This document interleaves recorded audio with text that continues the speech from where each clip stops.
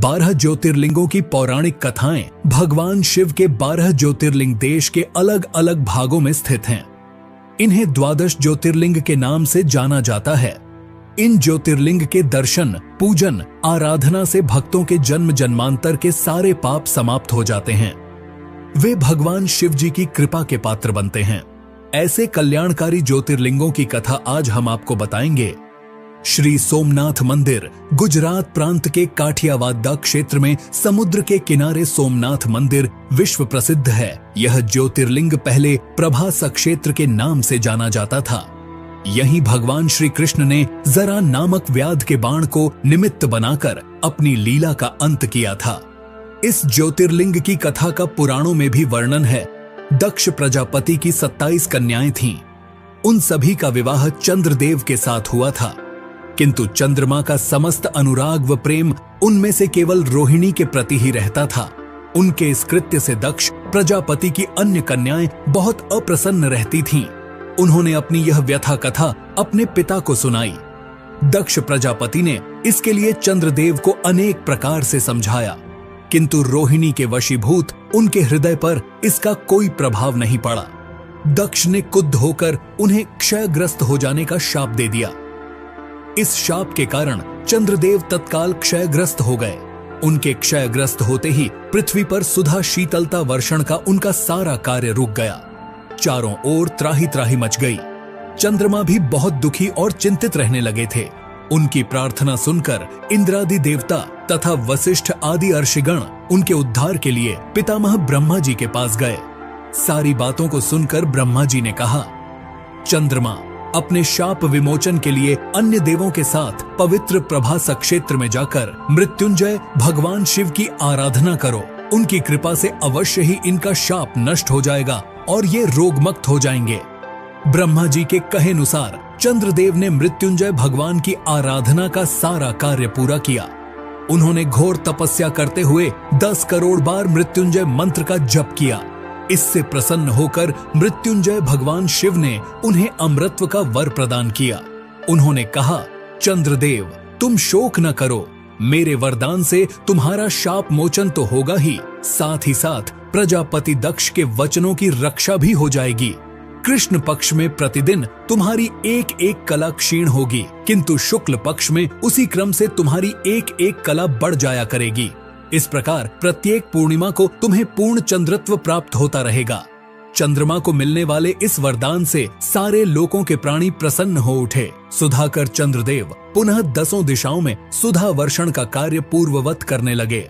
शाप मुक्त होकर चंद्रदेव ने अन्य देवताओं के साथ मिलकर मृत्युंजय भगवान से प्रार्थना की कि आप माता पार्वती जी के साथ सदा के लिए प्राणों के उद्धारार्थ यहाँ निवास करें। भगवान शिव उनकी इस प्रार्थना को स्वीकार करके ज्योतिर्लिंग के रूप में माता पार्वती जी के साथ तभी से यहाँ रहने लगे। पावन प्रभास क्षेत्र में स्थित इस सोमनाथ ज्योतिर्लिंग की महिमा महाभारत, श्रीमद् भागवत तथा स्कंद पुराण आदि में विस्तार से बताई गई है। चंद्रमा का एक नाम सोम भी है। उन्होंने भगवान शिव को ही अपना नाथ स्वामी मानकर यहाँ तपस्या की थी, इसलिए इस ज्योतिर्लिंग को सोमनाथ कहा जाता है। श्री मल्लिकार्जुन आंध्र प्रदेश में कृष्णा नदी के तट पर दक्षिण का कैलाश कहे जाने वाले श्री शैल पर्वत पर श्री मल्लिकार्जुन ज्योतिर्लिंग स्थित है। महाभारत, शिव पुराण तथा पद्म पुराण आदि धर्म ग्रंथों में इसकी महिमा और महत्ता का विस्तार से वर्णन किया गया है। पुराणों में इस ज्योतिर्लिंग की कथा कुछ इस प्रकार है। एक समय की बात है, भगवान शंकर जी के दोनों पुत्र श्री गणेश और श्री कार्तिकेय स्वामी विवाह के लिए परस्पर झगड़ने लगे। प्रत्येक का आग्रह था कि पहले मेरा विवाह किया जाए। उन्हें लड़ते झगड़ते देखकर भगवान शंकर और मां पार्वती ने कहा, तुम लोगों में से जो पहले पूरी पृथ्वी का चक्कर लगाकर यहाँ वापस लौट आएगा, उसी का विवाह पहले किया जाएगा। माता पिता की यह बात सुनकर श्री कार्तिकेय स्वामी तो अपने वाहन मोर पर विराजित हो तुरंत पृथ्वी के चक्कर लगाने के लिए दौड़ पड़े। गणेश जी के लिए तो यह कार्य बड़ा ही कठिन था। एक तो उनकी काया स्थूल थी, दूसरे उनका वाहन भी मूषक चूहा था। भला वे दौड़ में स्वामी कार्तिकेय की बराबरी किस प्रकार कर पाते। लेकिन उनकी काया जितनी स्थूल थी, बुद्धि उसी के अनुपात में सूक्ष्म और तीक्ष्ण थी।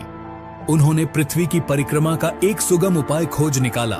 सामने बैठे माता पिता का पूजन करने के पश्चात उनकी 7 बार परिक्रमा करके उन्होंने पृथ्वी के चक्कर न लगाकर माता पिता के चक्कर लगाकर कार्य पूरा कर लिया। उनका यह कार्य शास्त्रानुमोदित था। पूरी पृथ्वी का चक्कर लगाकर स्वामी कार्तिकेय जब तक लौटे तब तक श्री गणेश जी का रिद्धि और सिद्धि नाम वाली 2 कन्याओं के साथ विवाह हो चुका था और उन्हें क्षेम तथा लाभ नामक 2 पुत्र भी प्राप्त हो चुके थे। यह सब देखकर स्वामी कार्तिकेय अत्यंत रुष्ट होकर क्रौंच पर्वत पर चले गए। माता पार्वती वहां उन्हें मनाने पहुंची। जब कार्तिक को पता चला कि उनकी माता पिता यहां आने वाले हैं तो कार्तिक वहां से दूसरी जगह चले गए। जिस स्थान में माता पार्वती और भगवान शिव ने अपने पुत्र की प्रतीक्षा की थी उसे अब श्रीसेलम के नाम से जाना जाता है। उन्होंने अपने पुत्र से परेशान होकर उन्होंने एक ज्योतिर्लिंग का रूप धारण किया और वहीं रहने लगे और तब से मल्लिकार्जुन ज्योतिर्लिंग के नाम से प्रख्यात हुए। मल्लिका का अर्थ है पार्वती और अर्जुना का अर्थ है शिव।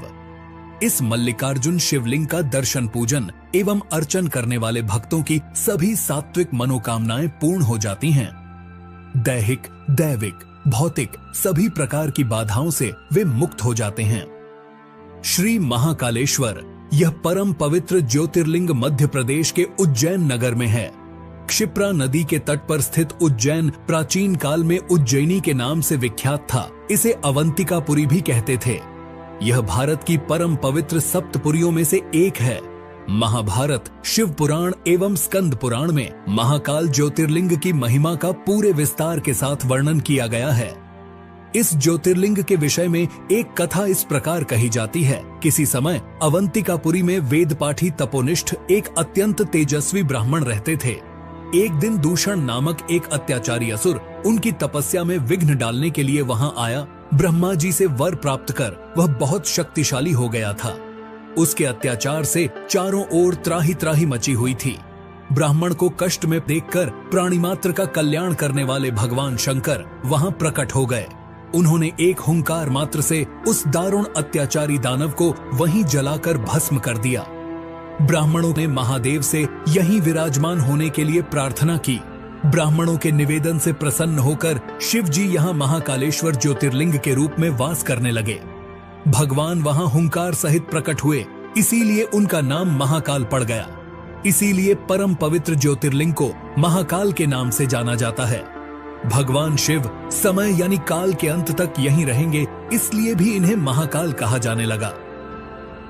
श्री ओंकारेश्वर यह ज्योतिर्लिंग मध्य प्रदेश में पवित्र नर्मदा नदी के तट पर ओम आकर के पर्वत पर स्थित है।